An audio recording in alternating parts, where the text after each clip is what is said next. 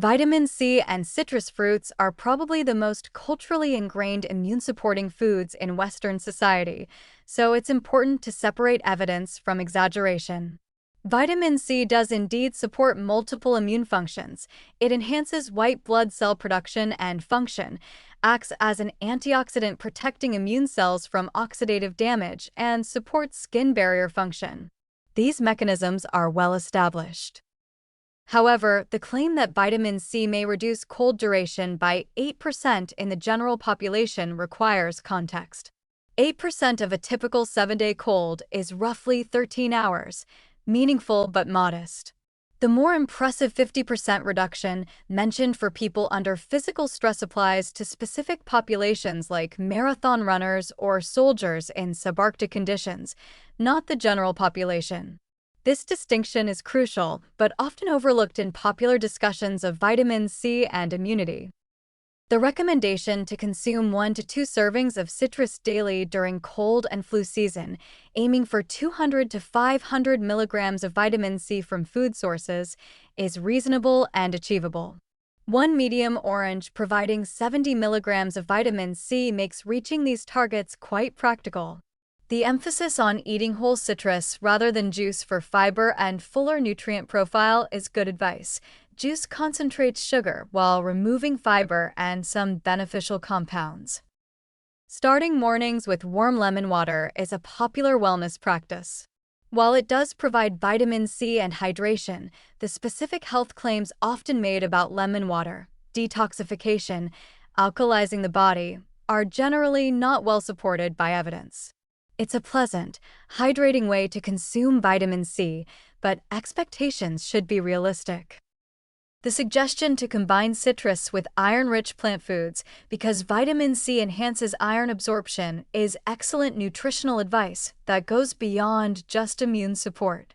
This is particularly important for people relying on plant-based iron sources, which are less bioavailable than heme iron from animal products. The mention of flavonoids in citrus, hesperidin and naringenin, working synergistically with vitamin C is scientifically supported. These compounds have anti-inflammatory and antioxidant properties independent of vitamin C content. The recommendation to use citrus zest, which contains concentrated flavonoids, is practical advice that many people don't know. Now for important clarifications.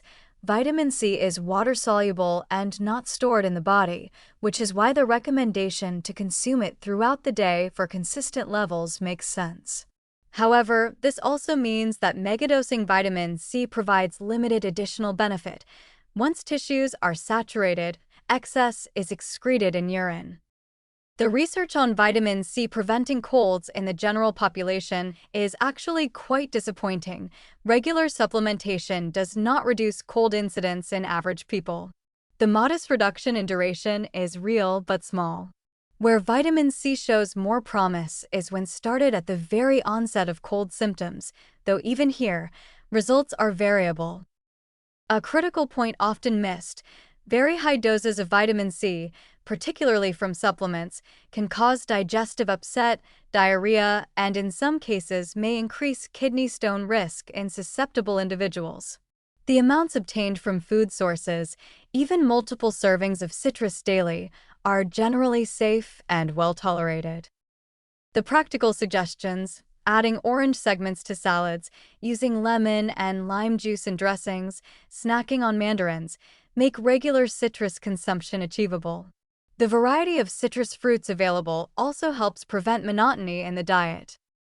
One limitation worth noting: citrus fruits are acidic and can erode tooth enamel with frequent consumption, particularly when consumed as juice or when people sip lemon water throughout the day. Rinsing mouth with plain water after consuming acidic foods can help mitigate this risk. Overall, citrus fruits are valuable sources of vitamin C and beneficial flavonoids that support immune function as part of a varied diet, but they're not the immune panacea they're sometimes portrayed to be.